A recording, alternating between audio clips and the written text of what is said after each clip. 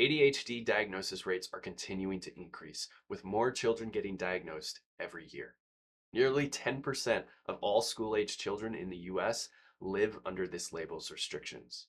Do you have a bright, creative child who struggles to focus or sit still? Maybe they fidget constantly or have frequent emotional meltdowns. As a parent, your heart breaks when you see them struggling in school or have a hard time making friends. And you've likely tried various behavioral programs, elimination diets, supplements, and maybe even stimulant medications, hoping something works.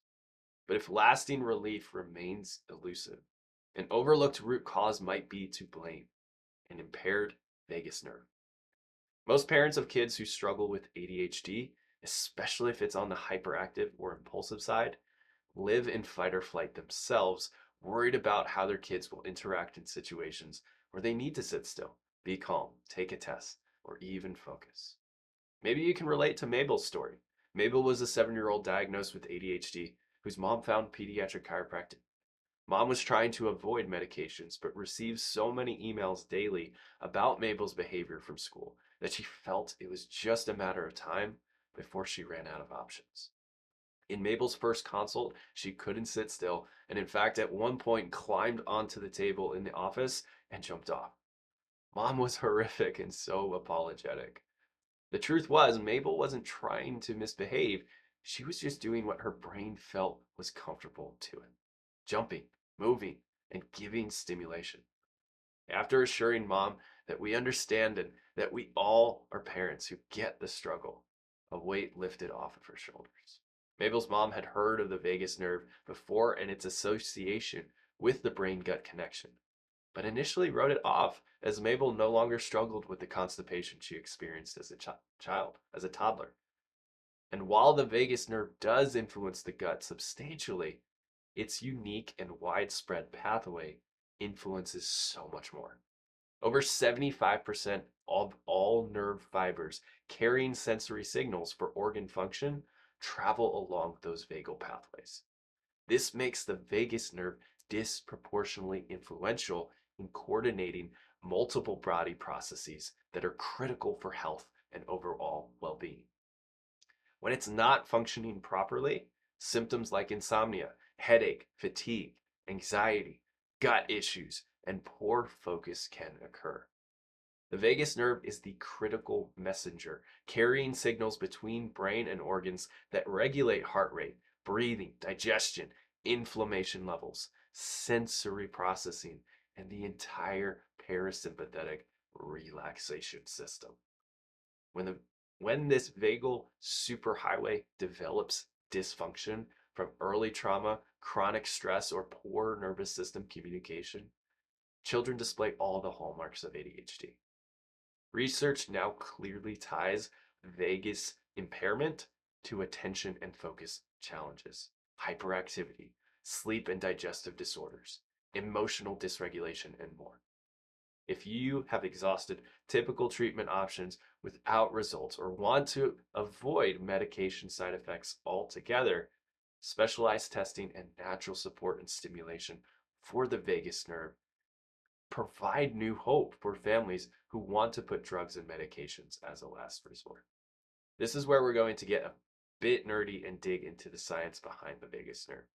I promise I'll make it applicable, but it's just fascinating when you map it out developmentally how many connections there are. The intricate neuromuscular tissues and pathways surrounding the vagus nerve are extremely sensitive to both physical tension and inflammation. Physical trauma during birth, infections like pandas or COVID-19, poor diet, and toxin exposure all cause what we call subluxation along vagus nerve pathways, leading to those impaired signaling abilities and overall neurological imbalance. There's common birth interventions, including vacuum and forceps, C-sections. All of these place enormous physical strain on the vagus nerve and the surrounding tissues. Spinal tension sets up, misalignments and subluxation frequently occur in this delicate brainstem and upper neck region, interfering with communication between the brain vagus nerve, and the rest of the body. And this leads to also alterations in gross motor development, sensory modulation, and overall development, and can also fuel chronic gut issues, food sensitivities, sickness, and heightened inflammation, all of which disturbing vagal nerve tone further as these conditions persist and become repetitive. As children grow, regular childhood injuries, poor posture, or from like devices, phones, and dental or cranial restrictions can also place stress on the vagus nerve. Medications like antibiotics also can alter and inhibit key signaling capacity over time by disrupting the microbiome and the gut-brain connection.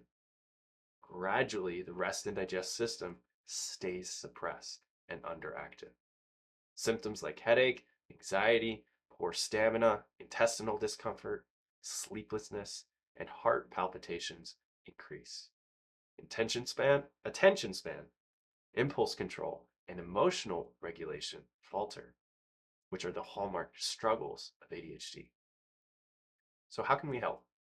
Much like Mabel, we tailor protocols unique to each individual's needs and work to stimulate and strengthen your child's vagus nerve, restoring nervous system balance gently. We know it's hard for most kids to sit still for an assessment, behave for a long time in an office, and not want to jump off the table during an adjustment. That's okay. Our office is pediatric focused, and all our systems are set up to make these steps easy for them. The first step to finding the root cause of ADHD involves gathering a detailed and personalized case history for each child. We then determine the current function of the vagus nerve and autonomic nervous system via insight scans, which enable the direct measurement of a child's subluxation patterns and dysautonomia. This step is considered essential because it allows the identification and tracking of the foundational root causes. We're going to jump over to the iPad and give a little example of this. Here's an example of what was found in Maple's scans, an example of what was found. It's clearly showing for why it is hard for her to remain focused, to sit still and be engaged. While at rest, Mabel's scans had an increase or an excess of neuromuscular energy in her nervous system. That's all these red bars on this scan. What this scan is measuring is energy to the muscle system. This is extra energy that the brain is picking up from the body. All of these signals are feeding back into her brain through what's called proprioception, body position awareness. Her body telling her where she is in space. Think of it like you have a workout. You worked out really hard, and the next morning you're super sore and you feel it. That's your body's position awareness of what is going on. When there's more tone, when there's more tension, when there's more energy on the system, it's telling, so in this case specifically, it's telling the cerebellum and the central processing system that it should continue to move fast. When we have more energy on the system, the brain is asking for more input. And this scan, along with two others, is how we determine how the nervous system is functioning.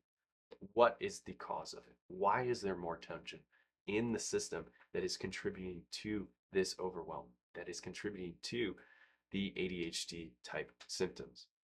And then we track it. From there, we continue to rescan as we go throughout care so we can see how the nervous system is adapting and letting go of this stuck stress and tension.